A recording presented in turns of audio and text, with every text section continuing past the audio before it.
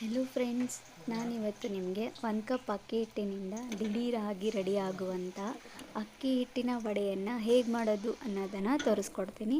ನೋಡ್ಕೊಂಡು ಬರೋಣ ಬನ್ನಿ ಅಕ್ಕಿ ಹಿಟ್ಟಿನ ವಡೆಯನ್ನು ಹೇಗೆ ಮಾಡೋದು ಅಂತ. ಇದಕ್ಕೆ ಯಾವುದೇ ಥರದ ಉದ್ದಿನ ಬೇಳೆಯನ್ನು ನೆನೆಸುವ ಅವಶ್ಯಕತೆ ಇಲ್ಲ. ಬೇಕಾಗಿರುವ ಸಾಮಗ್ರಿಗಳು 1 ಸ್ಪೂನ್ ಆಗುವಷ್ಟು ಅಲ್ಲ ಪೇಸ್ಟ್, ಆಮೇಲೆ 2-3 ಮೆಣಸಿನ್ಕಾಯಿ, ರುಚಿಗೆ ತಕ್ಕಷ್ಟು ಉಪ್ಪು, 1 ಸ್ಪೂನ್ ಆಗುವಷ್ಟು ಜೀರಿಗೆ ಮತ್ತು ಸ್ವಲ್ಪ ಕೊತ್ತಂಬರಿಯನ್ನು ತಗೋಬೇಕು. ಇಲ್ಲಿ ನಾನು 2 ಕಪ್ ಆಗುವಷ್ಟು ಅಕ್ಕಿ ಹಿಟ್ಟನ್ನು ತಗೋತಾ ಇದ್ದೀನಿ. ನೀವೆಷ್ಟು ಅಕ್ಕಿ ಹಿಟ್ಟನ್ನು ಎಷ್ಟು ಕಪ್ ಅಳತೆ ತೊಗೊಂಡಿರ್ತೀರೋ ಅಷ್ಟು ಕಪ್ ಮೊಸರನ್ನು ಸೇರಿಸಬೇಕು. ಇಲ್ಲಿ 2 ಕಪ್ ಮೊಸರನ್ನು ನಾನು ಅಕ್ಕಿ ಹಿಟ್ಟಿಗೆ ಹಾಕೋತಾ ಇದ್ದೀನಿ.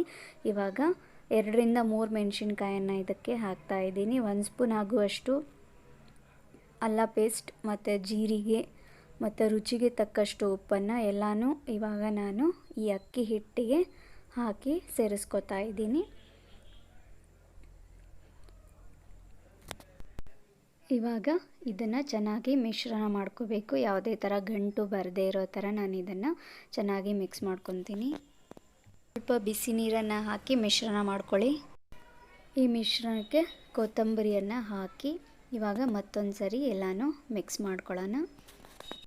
ತುಂಬ ಗಟ್ಟಿಯಾಗಿಯೂ ಇರಬಾರ್ದು ಮತ್ತು ತುಂಬ ಅಳಕಾಗಿಯೂ ಕೂಡ ಇರಬಾರ್ದು. ನೋಡ್ಬೋದು ಇವಾಗ ನೀವು. ಸೊ ಈ ಥರ ಮಿಶ್ರಣ ಬಂದರೆ ನಮಗೆ ಸಾಕು.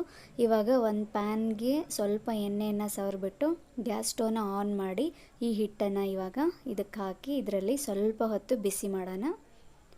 ಚೆನ್ನಾಗಿ ಯಾವುದೇ ಥರಕ್ಕೆ ಈ ತವಾಗಿ ಹಿಟ್ಟು ಅಂಟ್ಕೊಳ್ಳದೇ ಇರೋ ಥರ ಇದನ್ನು ಮಿಕ್ಸ್ ಮಾಡ್ಕೋಬೇಕು.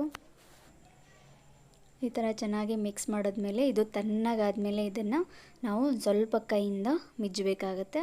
ಸೊ ನೋಡಿ, ಈ ಥರ ರೆಡಿ ಮಾಡಿ ಇಟ್ಕೊಳ್ರಿ ಹಿಟ್ಟು. ಇದನ್ನು ಸ್ವಲ್ಪ ಮಿಜ್ಜಿದ್ದೀವಿ. ಇವಾಗ ಈ ಕಡೆ ಒಂದು ಪ್ಯಾನ್ಗೆ ಎಣ್ಣೆ ಹಾಕಿ ಎಣ್ಣೆ ಕಾಯಲಿಕ್ಕೆ ಇಡೋಣ.